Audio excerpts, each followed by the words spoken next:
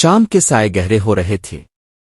दरियाए के किनारे रोशनियों की झलक में एक पुरस्रार सन्नाटा था। बनारस के पुराने बाजारों में एक गहमा गहमी रहती, मगर आज कुछ अजीब सी खामोशी छाई हुई थी। शहर के दरवाजे के करीब एक तवील अलकामत, दुबला पतला, सर पर जरीदार उमामा और कमर पर जंबील लटकाए मुसाफिर दाखिल हुआ। ये कोई आम मुसाफिर नहीं था, ये था उमरो अय्यार। उमरो कई महीनों से बनारस के ठगों के बारे में सुन रहा था। मुसाफिरों के काफिले गायब हो जाते, लाशें ना मिलते और सारा शहर खौफ के साए में जीता। कहा जाता था कि एक खुफिया तंजीम है जो खुद को रामकोट के रिक्शा कहती है, उन वारदातों के पीछे है। उमरों की जंबील में हर तरह का जादू मौजूद था, मगर इस बार दुश्मन नादीदा था। कोई चेहरा, कोई निशान, कुछ भी नहीं। मगर एक बात यकीनी थी, उमरो बनारस के ठगों को बेनिकाब किए बगैर वापस न जाएगा। उमरो अगले दिन राजा बनारस के दरबार में पहुंचा। राजा देव बर्ता एक अक्लमंद मगर खौफजदा हुक्मरान था। दरबार में सन्नाटा था और राजा के चेहरे पर तफक्कुर की झुर्रियां गहरी थीं। हमारी बेटी शहजादी चंद्रकला एक हफ्ता पहले अपने महल से गायब हो गई। सिर्फ एक तस्बीह इसके कमरे में मिली जिस पर ठगों का निशान कंदा था। उमरो ने वो तस्बीह जंबील में रखी, आंखें बंद कीं और जंबील के जादू से निशान का सुराग लगाया। एक अजीब सी आवाज उभरी, रामकोट के नीचे अंधेर गार, जहां ठगों का है दरबार। उमरो को अब अपना रास्ता मालूम हो चुका था। रामकोट बनारस से बाहर एक पुरानी कला नुमा जगह थी, जहां कभी शहजादों की जंगें होती थीं। अब वो वीरान थी, कम अज कम लोगों को यही लगता था। उमरो ने जंबील से एक खुफिया नक्शा निकाला जो सिर्फ जादू से रोशन होता था। नक्शा इसे एक कुनवे के पास ले गया। इस कुनवे के नीचे एक खुफिया दरवाजा था। कुनवे से नीचे उतरते ही एक तंग सुरंग मिली। कई मोड़, जाल और पहरेदार रास्ते में आए, मगर उमरो की चालाकी और जंबील के जादू से सब नाकाम हो गए।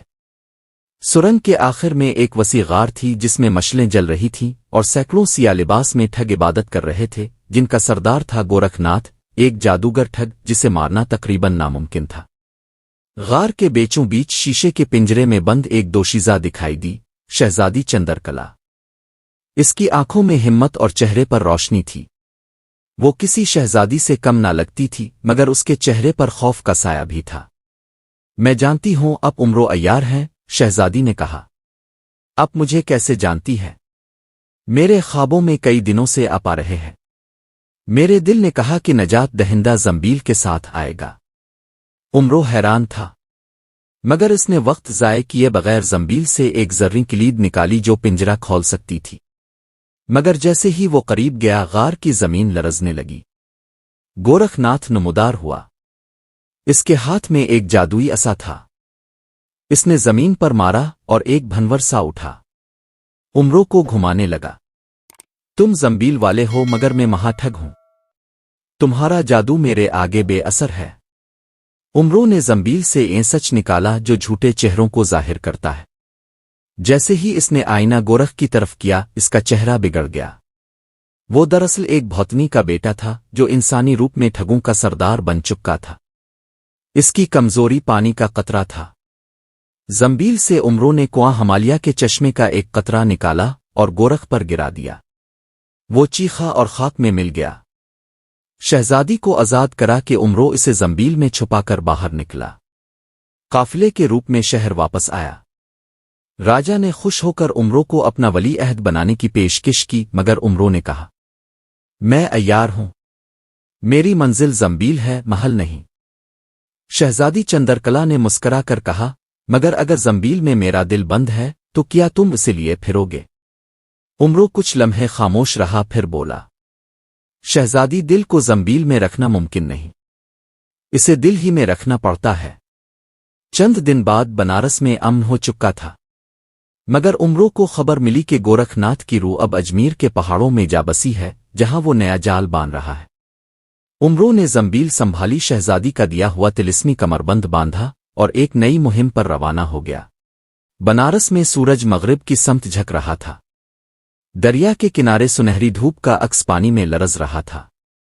शहर अब सुकून की सांस ले रहा था। ठगों का नेटवर्क खत्म हो चुका था। शहजादी चंद्रकला आजाद हो चुकी थी और राजा देव बर्ता ने बनारस में जश्न नजात का ऐलान कर रखा था। महल के बुलंद हाल में उमरो अय्यार खड़ा था। जंबील इसकी कमर से लटकी हुई थी और शहजादी चंद्रकला इसके सामने मुस्करा रही थी। तुम हमारे बनारस के मोहसिन हो उमरो, राजा ने कहा, मगर हमें तुम्हें फिर से एक मिशन पर भेजना है। उमरो ने आंखों में तजस्सुस समोकर कहा, कहिए हुजूर, ये खिदमत भी कबूल है। राजा ने एक पुराना खुफिया फरमान उमरो को दिया। इस फरमान पर कदीम संस्कृत में लिखा था, गोरखनाथ मर नहीं सकता, वो 3 बदनों में जिंदा है। पहला बनारस में, दूसरा अजमेर में, तीसरा कालकोट के किले में। उमरो का दिल धड़क उठा। यानी जो गोरखनाथ मैंने जंबील के पानी से खाक में मिलाया, वो मुकम्मल नहीं मरा। नहीं, राजा बोला, ये सिर्फ उसका एक वजूद था। हमें खबर मिली है कि अजमेर के पहाड़ों में भूतों का एक नगर है जहां गोरखनाथ का दूसरा वजूद बेदार हो चुका है। शहजादी ने एक छोटी सी मेहरबंद बोतल उमरो को दी। ये मेरी जानिब से है, एक तिलिस्मी पानी जो सिर्फ अंधेर नगरी में रोशनी पैदा करता है।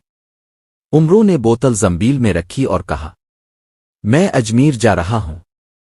जहां भूतों का नगर है वहां भी जंबील का चिराग जलाऊंगा। बनारस से अजमेर का सफर आसान नहीं था। बीच में जंगलात, पहाड़ और कज़ाकों से भरी हुई वादियां थीं। उमरो ने एक सादा ताजिर का भेस बनाया और काफिले के साथ रवाना हुआ। रास्ते में एक वाकया हुआ। रात के वक्त जब काफिला एक जंगल में पड़ाव डाले हुए था, उमरो ने महसूस किया कि दरख्तों के पीछे कोई साया हरकत कर रहा है। कौन है? उमरो ने बुलंद आवाज में कहा।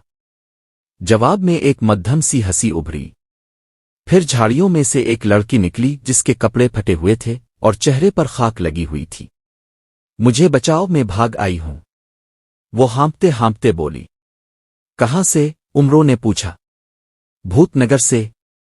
उमरो चौंक गया। मेरा नाम प्री है। मेरे माँ बाप को वो ले गए।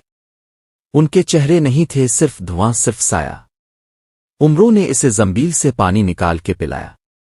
वो होश में आई और उसने इशारा दिया कि अजमेर के करीब पहाड़ों में एक बड़ा दरवाजा है जिस पर लिखा है, यहां वक्त सोता नहीं, सांसें चलती हैं मगर जिंदगी नहीं। उमरो जान गया यही रास्ता था भूतनगर का। अजमेर के मगरिब में वाक़े पहाड़ियों के अंदर उमरो आखिरकार पहुंचा। पहाड़ों के दरमियान वही दरवाजा था जिसका जिक्र परी ने किया था, मगर इस दरवाजे पर इंसानों की जुबान में कुछ लिखा ना था। वहां महज साया झूम रहा था। उमरो ने शहजादी का दिया हुआ तिलिस्मी पानी निकाला और दरवाजे पर छिड़का। दरवाजा चीखा, जी हां चीखा, जैसे कोई जिंदा जिस्म हो। फिर वो खिल गया और एक लंबी सी सुरंग ने अंदर बुलाया। उमरो अंदर गया तो ऐसा लगता था कि वक्त थम चुका है। न आवाज न हुआ, सिर्फ अंधेरा। अचानक दीवारों पर साए उभरने लगे, इंसानों की शक्ल के मगर बेजान। हम भूतनगर के रखवाले हैं, वापस चले जाओ। उमरो ने जंबील से सच बोलने वाला पत्ता निकाला और उन साएदार वजूदों के सामने रखा। उनके चेहरों पर एक लम्हे के लिए अफसुर्दगी आई, फिर सब साए चटकने लगे और हुआ में तहलील हो गए। उमरो ने आगे बढ़ने की ठानी। सुरंग के आखिर में एक बड़ा सा मैदान था और इस मैदान में संगमरमर की एक गुद्दी पर बैठा था दूसरा गोरखनाथ। मैं जानता था तुम आओगे उमरो। तुमने मेरे पहले जिस्म को खत्म किया, अब मेरे दूसरे वजूद से मिलने आए हो। मैं अंधेरे को रोशनी से जीतने आया हूं, उमरो ने कहा। मगर तुम ये नहीं जानते कि भूतनगर में रोशनी खुद अंधेरा बन जाती है। फिर गोरखनाथ ने फिजा में हाथ मारा और उमरो के गिर्द साए जमा हो गए, वही भूत जिन्हें परी ने देखा था। उमरो ने जंबील से शहजादी का तिलिस्मी पानी निकाला मगर वो बुझने लगा। अचानक उमरो को याद आया, परी। इसने जंबील से परी के आंसुओं से भीगी चादर निकाली जो जंबील ने महफूज रखी थी। इस चादर को जैसे ही हवा में लहराया, एक किरण निकली और तमाम साए जल गए। अब मैदान साफ था, सिर्फ उमरो और गोरखनाथ बाकी। उमरो और गोरखनाथ मैदान में आमने सामने खड़े थे। हवा में एक सनसनाहट थी। फिजा में हल्की सी धुंध फैली हुई थी जो दरअसल गोरखनाथ के सिहर का असर थी। उमरो की जंबील में हलचल होने लगी, जैसे जंबील भी आने वाले खतरे को महसूस कर रही हो। गोरखनाथ ने एक बांसुरी निकाली जो हड्डियों से बनी थी। जैसे ही इसने इस पर फूंक मारी, जमीन कांपने लगी। पहाड़ी की चट्टानों से चीखते हुए साए निकलने लगे। ये साए आम भूत न थे, बल्कि ये मुर्दा जादूगरों की रूहें थीं जो गोरखनाथ के कब्जे में थीं।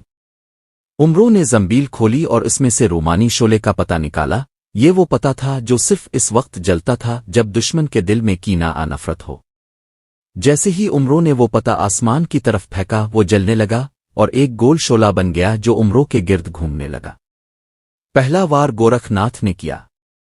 इसने जमीन पर अपनी बांसुरी को मारा और जमीन में एक दरार पैदा हो गई। इस दरार से एक इबख्तल्ला जिन निकला जिसके 9 हाथ थे और चेहरा शेर जैसा था। उमरों ने फौरन जंबील से थमी हुई घड़ी निकाली, एक जादुई घड़ी जो वक्त को कुछ लम्हों के लिए रोक सकती थी। इसने घड़ी चलाई, पूरा मंजर थम गया। उमरों ने जिनके दिल में एक तिलिस्मी सुई चुभो दी जिस पर आ वापस जाए लिखा था। घड़ी का वक्त वापस चला और जिन तड़प कर जमीन में वापस चला गया। दूसरा वार गोरखनाथ का था। इसने अपने असा से फिजा में शोले बनाए और एक आसमानी रते बुलाया जिसमें एक औरत बैठी थी। वो परी लगती थी।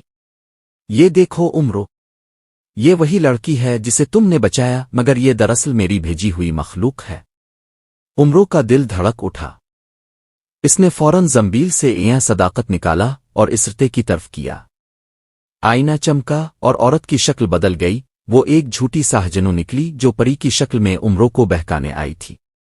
आईने की रोशनी से वो धुआं बनकर गायब हो गई। तीसरा वार गोरखनाथ ने जाती तौर पर किया। इसने खुद पर एक धुआं लपेटा और चलाकर बोला, मैं अब अपना सचुआ रूप दिखाता हूं।